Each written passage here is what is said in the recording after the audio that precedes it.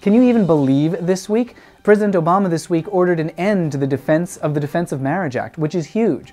We'll check in with Marriage Equality USA's Molly McKay and Immigration Equality's Lavi Solloway to find out exactly what this means, in addition to talking about Dianne Feinstein's surprise announcement about DOMA's repeal. And the surprises don't stop there. Ted Olson asked the California Supreme Court this week to expedite oral arguments against Prop 8 and to start allowing gay couples to start marrying now. In addition, we all thought Imperial County was out of the game for good, but a new foe popped up this week at the very last minute. All that plus more good news from Hawaii, Maryland, Delaware, and Rhode Island. Phew! I'm Matt Baum from Stop8.org, and welcome to This Week in Prop 8 for February 28, 2011. The DOMA situation is pretty complicated, so let's break it down. DOMA goes back to 1996 and has three main components. Section 1 just states the name Defense of Marriage Act. Section 2 says that no state has to recognize marriages from any other state, and Section 3 says that the federal government can only recognize marriages between opposite genders. The law was passed in response to a court case in Hawaii, Bear v. McKay, which 15 years ago looked like it might legalize same-sex marriage. We'll come back to that case in just a few minutes.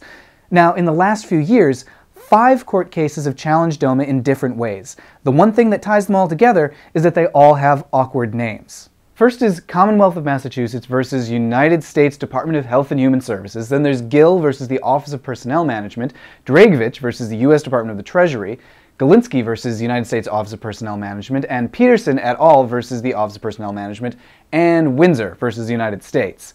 And there have been other challenges, but those 6 are the most recent and the most likely to succeed. By the way, big thanks to Box Turtle Bulletin for gathering a lot of this information together. So these cases were filed in 2009 and 2010, and the circumstances of each one is a little bit different. Since Massachusetts legalized marriage equality, the state attorney general there sued over Section 3 of DOMA, when a legally married couple was denied burial in a federal veterans cemetery. Judge Toro of the U.S. District Court of Massachusetts for the First Circuit ruled in our favor in July of 2010. The Department of Justice appealed in October. Gill was also filed in the U.S. District Court of Massachusetts, also challenged Section 3, also was decided in our favor by Judge Toro in July of 2010, and also was appealed by Justice in October of 2010. Dragovich is in the District Court of the Northern District of California, part of the Ninth Circuit, and concerns retirement benefits. That one again challenges Section 3, and although it hasn't yet been decided by Judge Wilkin, she did indicate that she was likely to rule in our favor. Galinsky's interesting because Karen Galinsky isn't just a federal employee, she's an employee of the Ninth Circuit Court of Appeals. And even though a judge has already ordered that she's entitled to spousal benefits, the federal government refuses to obey because of DOMA. So now she's not just an employee, she's also a plaintiff. Peterson was filed in the District Court of Connecticut, which is part of the Second Circuit. That's important because there's no precedent in the Second Circuit for dealing with sexual orientation discrimination. 5 couples sued, again over Section 3, with filings due in March. The judge in that case is Vanessa Bryant. And finally, Windsor. A couple from New York got married in Canada, one of them passed away, and the survivor was taxed on the estate as though they were single. Filings are due in March, the case challenges Section 3, the judge is Barbara Jones, and the court is the U.S. District Court for the Southern District of New York, also part of the Second Circuit. Okay, got all that? Now here's what's changing. Until last week, Obama and Attorney General Eric Holder had gotten a lot of criticism for defending DOMA. The rationale was that precedent compelled them to defend existing law. Of course, they weren't defending it very hard. That annoyed anti-gay groups, who felt that they could do a better job. Now, the Justice Department is saying that in the Second Circuit courts, Section 3 of DOMA is unconstitutional. So that means that they won't defend DOMA in Peterson or Windsor. They also said that they'll cease to defend DOMA in the First Circuit Court. In Dragovich and Galinsky, they still might. That's because unconstitutional in one court doesn't necessarily equal unconstitutional in another court. It's complicated. In essence, their position is that if you just casually glance at DOMA, there might potentially be a rational basis for keeping it around. But if you strictly scrutinize it, then it falls apart. Complicated. So, what's next? For now, DOMA's still on the books, and with justice out of the way, anti-gay members of Congress have the opportunity to step in and defend it themselves, which is what a lot of anti-gay groups wanted to happen all along. They have until mid-March to decide exactly what they're going to do, but they've been preparing for this for weeks just in case, so we expect them to have a pretty well-organized campaign.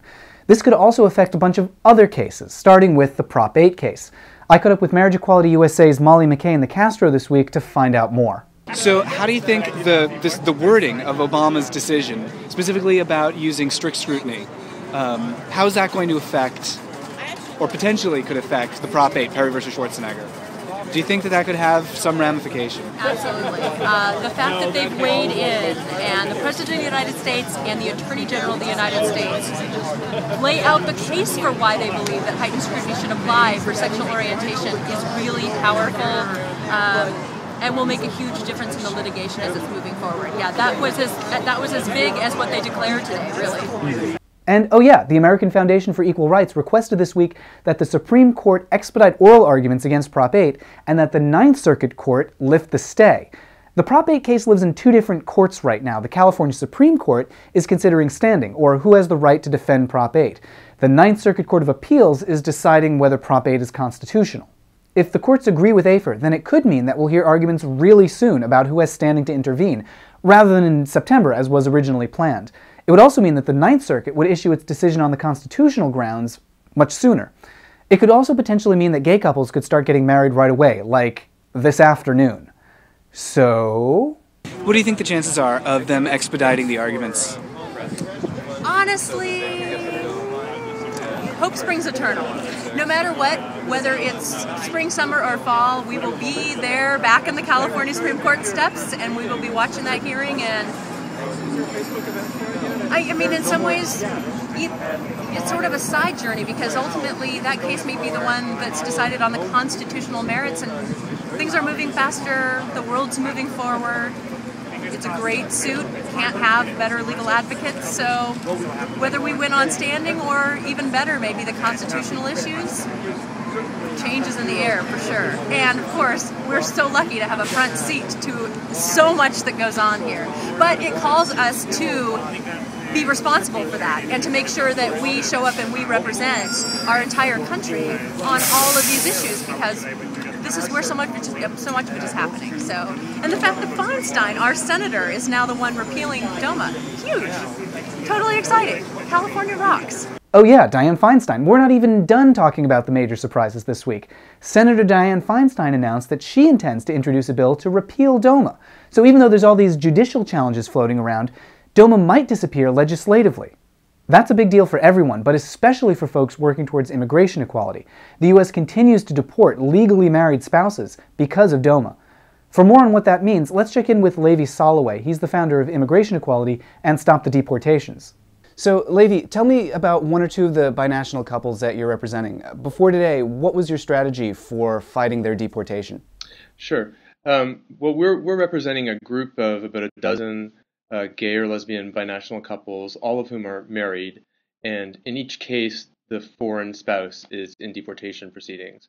And our strategy, beginning last summer when the Defense of Marriage Act was struck down as unconstitutional in Boston by a federal court judge, our strategy has been to file I-130 petitions, which are marriage-based green card petitions, on behalf of those couples, and to fight for a halt to deportations while those petitions are being considered.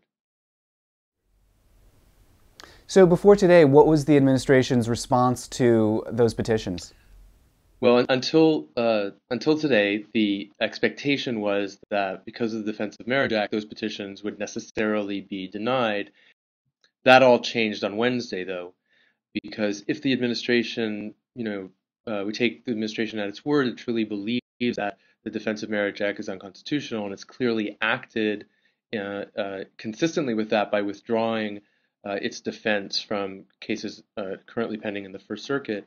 We also expect them to exercise prosecutorial discretion, for example, in the immigration cases, and not give effect to unconstitutional and discriminatory law, like the Defense of Marriage Act. We now have two new voices arguing our position, President Obama and Attorney General Holder, and we believe that we will soon be able to expand, our outreach effort to Secretary Napolitano and Secretary Clinton and try to bring in all government agencies that have discretion in how they deal with gay and lesbian binational couples to try to put in some intermediate policy measures that will ensure that as DOMA is being dismantled and being relegated to history, that it does not anymore have, its pernicious discriminatory effect. So one more bonus question. What do you think of Dianne Feinstein's bill? Do you think it'll have any impact on your work, and whether it'll have an impact on the Prop 8 cases, whether those will have an impact on her? How does this change the ecosystem? We're really excited to see Senator Feinstein's announcement on Wednesday that she would be introducing a bill in the Senate to repeal DOMA. It followed the next day by Representative Nadler in the House announcing that he would reintroduce the DOMA repeal bill, Respect for Marriage Act, that had 120 co-sponsors in the last Congress. We believe that this is extremely important because with a DOMA repeal bill pending in Congress, we will now have all three branches of government in unison, all working towards the end of DOMA. Again, the executive branch declaring it unconstitutional, the Congress working to repeal it, and the judiciary, which has so far struck it down as unconstitutional. What do you think its chances are in Congress? I mean, with the election bringing so many Republicans into Congress, is it going to get kind of a hostile reception? I think that the introducing a bill to repeal DOMA in the present Congress is a brilliant move and a wise tactic, not because we're necessarily sure that we can count up enough votes to pass it into law, but because any bill like this typically takes a lot of work to build the foundation of support. In the last Congress, we saw 120 Democrats join together to co-sponsor the Respect for Marriage Act. We hope we can top that number in this Congress and add a healthy group of senators. Senator Leahy announced today that he would join Senator Feinstein as a co-sponsor. And this is the road to victory. It's not necessarily a question of whether it would pass this year or next, but whether or not we can build on a substantial support that exists in Congress, perhaps even expand this to become bipartisan and eventually pass it and repeal it. I think it's very important that Congress take responsibility to repeal DOMA, because in a sense, that's the branch of government that should be held accountable for passing it into law in the first place. Right. Well, Lavi Solloway, thank you so much for joining us. Sure. Okay, I think that's everything with DOMA for this week. Aside from AFER's requests, the Prop 8 case was pretty quiet this week until Friday, when a clerk from Imperial County stepped in and said that he wanted to defend Prop 8. They've tried this before, and they mess it up pretty royally. Maybe this time they'll have more success. The only sure thing is that it means more delays. Big headlines across the country this week. In Delaware, lawmakers anticipate introducing civil union legislation sometime next month. In Hawaii, Governor Neil Abercrombie signed civil unions into law, a long-fought battle that started 15 years ago with Bear versus McKay, which I told you we'd come back to that case. In Rhode Island, a new survey shows a majority support marriage equality, which, as always, is our cue to recognize that, Rhode Island, you've got style. And the Maryland Senate passed a marriage equality bill. So start planning your wedding now. To find out when marriage is coming to your state, click to subscribe to get our weekly updates, and click over here to watch our recent episodes and get all caught up. See you next week, at which point we may all be getting married.